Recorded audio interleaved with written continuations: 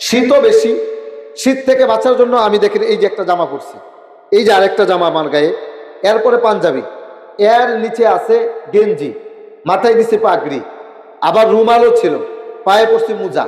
এটা দুনিয়ার শীত থেকে বাঁচার জন্য। আজকে জানাজা পড়েছি, মাটি যখন খোঁড়া হয় কবরের মধ্যে, যদি সুযোগ হয় কখনো হাত দিয়ে দেখেন, এই মাটিটা আরো বেশি ঠান্ডা। তাহলে এই যে দুনিয়ার শীত থেকে বাঁচার জন্য আমি কত পোশাক আশাক এইগুলো দিয়ে শীত থেকে বাঁচার জন্য চেষ্টা ফিকির করতেছি, কিন্তু মৃত্যুর পরে যাকে জানাজা পরে কবরস্থ করে এসেছি তার অবস্থাটা কি? দুনিয়াতে যদি সে আমল না করে যায়, রাসূল সাল্লাল্লাহু আলাইহি ওয়াসাল্লাম বলেছেন, যদি কোনো ব্যক্তি কবরে চলে যায় তাহলে তার দুইটার একটা অবস্থা হবে। আওয়াজ করবেন, কয় অবস্থা? দুই অবস্থা। দুই অবস্থার এক অবস্থা হবে। এক নাম্বার, যদি সে নেককার হয় তাহলে তার কবরটা হবে জান্নাতের বাগান। সুবহানাল্লাহ বলেন। ফাফিসুহু মিনাল জান্নাহ ওয়া আলবিসুহু মিনাল জান্নাহ ওয়াফতাহু লাহু বাবান ইলাল জান্নাহ। কবরস্থ যাকে করা হলো তার গায়ের মধ্যে জান্নাতের পোশাক পরিধান করে দেওয়া হবে, কবরটা জান্নাতের বাগান করে দেওয়া হবে, কবরের সাথে জান্নাতের সাথে একটা সুড়ঙ্গ করে দেওয়া হবে। জান্নাতের যত নিয়ামত আছে সমস্ত নিয়ামত আল্লাহ তাআলা ওই কবরের ব্যক্তিকে দান করবেন। সুবহানাল্লাহ। আর যদি এমন হয় সে দুনিয়াতে কোনো নেক কাজ করে নাই, রাসূল বলেছেন, ফাফিসুহু মিনান নার ওয়া আলবিসুহু মিনান নার ওয়াফতাহু লাহু বাবান ইলান নার।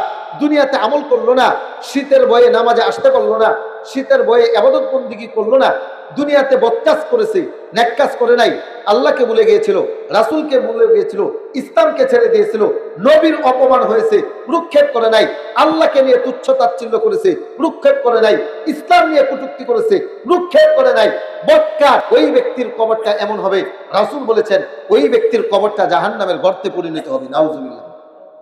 ওয়া আলবিসুহু মিনান নার, ওই ব্যক্তির গায়ের মধ্যে জাহান্নামের পোশাক পরিধান করে দেয়া হবে।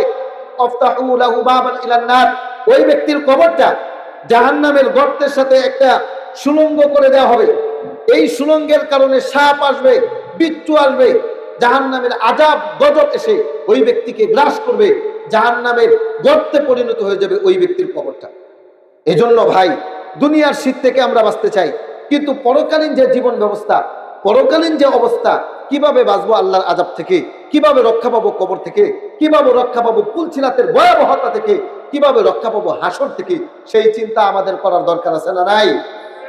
সম্মানিত উপস্থিতি, রাসূল সাল্লাল্লাহু আলাইহি ওয়াসাল্লাম বলেছেন, এই যে শীতকাল, এই যে গরমকাল, এটা জাহান্নামের শ্বাস।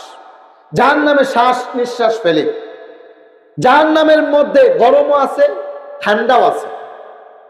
গরমের তীব্রতা যেখানে যত বেশি, জাহান্নামের শ্বাস প্রশ্বাস সেখানে তত বেশি বলেছে।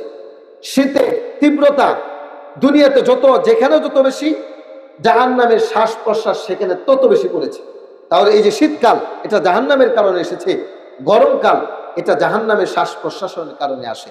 তাহলে আমরা দুনিয়ার ঠান্ডা থেকে বাঁচার জন্য কত কিছু ল্যাপ তুষক হাবিজাবি ব্যবহার করি, পরকালীন যে শীত, কবরের যে অবস্থা, এই কঠিন কবরে আযাব থেকে বাঁচার জন্য আমাদের যেই কাজগুলো করণীয়, সেই কাজগুলোই আমাদের ভাই মুফতি মনিরুজ্জামান দারাকপুরি ভাই আলোচনা করে গেছেন। ঠিক বললাম না ভাই? বললাম।